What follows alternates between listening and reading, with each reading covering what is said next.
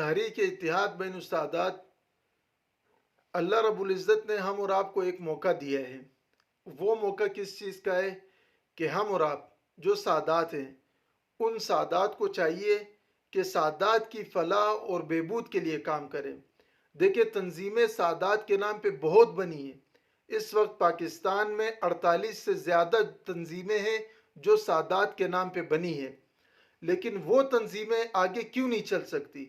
وہ ایک وقت ابھر کر، ان کی تعداد بھی زیادہ ہے، لوگ بھی زیادہ ہے، ان کے ڈونر بھی بہت زیادہ ہے، وہ آگے کیوں نہیں چلتے؟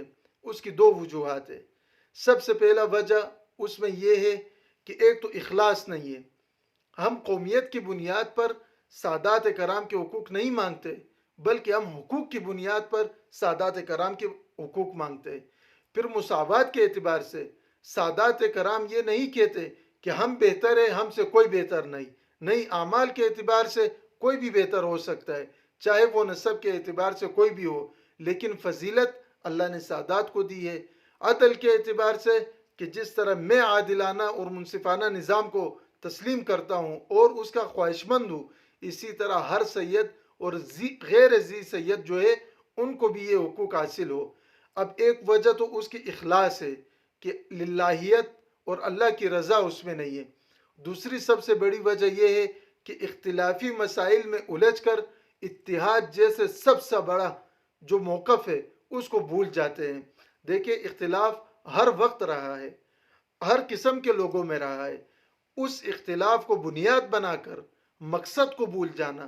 اب دیکھیں، اختلاف یہ ہوتا ہے، دو بھائی جو گھر میں آپس میں رہتے ہیں، ان کی بھی طبیعت آپس میں نہیں لگتی۔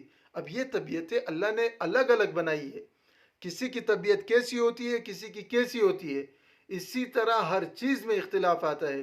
اب اس اختلاف کو اتنا ایگری کرنا کہ جس کی وجہ سے جو مقصد ہے وہ آپ سے چلا جائے، تو یہ اس طرح قسم کے جو اختلاف ہے، چاہے وہ مسلک کی بنیاد پر ہو، چاہے وہ مذہب کی بنیاد پر ہو، چاہے وہ قومیت کی بنیاد پر ہو، لسانیت کے اعتبار پہ ہو، عصبیت کے اعتبار پر ہو، یہ سب چیزیں ناجائز ہیں۔ ان چیزوں سے بچ کر ان چیزوں پر توجہ دینی چاہیے جن کی طرف جو آپ کا مقصد ہو، اور مقصد یہی ہے کہ اتحاد ہو، عدل ہو، مساوات ہو، حقوق ہو۔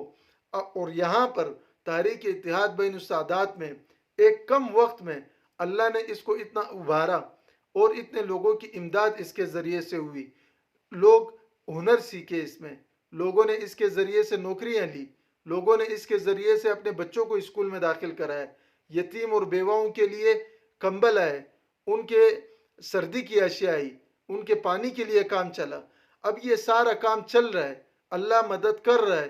بڑی بڑی تنظیمیں یہ کام نہیں کر پا رہی، ان کے پاس ہر چیز ہے، ڈونر ہے جو ان کو پیسے دیتے ہیں، پیسے ہیں ان کے پاس، فاؤنڈیشن ہے، کیوں نہیں چلتی؟ اس لیے کہ وہ اس چیز جو مقصد ہے کہ اتحاد ہو، اس کو ہٹ کر، جو امت کا مقصد بھی ہے اس چیز سے ہٹ کر اختلاف میں پڑ گئے، اس وجہ سے اب وہ آگے نہیں بڑھ سکے۔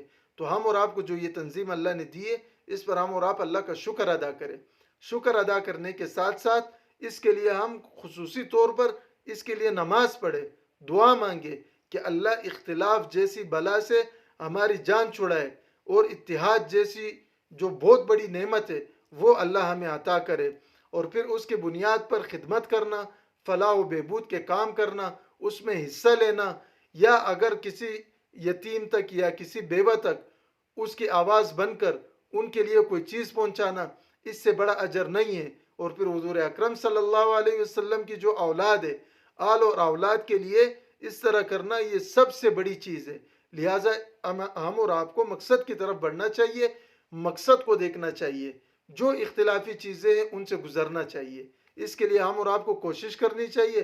اس کے باوجود اگر کوئی آپ سے کسی مذہبی بنیاد پر بھیڑے، کسی مسلکی بنیاد پر بھیڑے، تو اس کا جواب آپ احسن طریقے سے دیں۔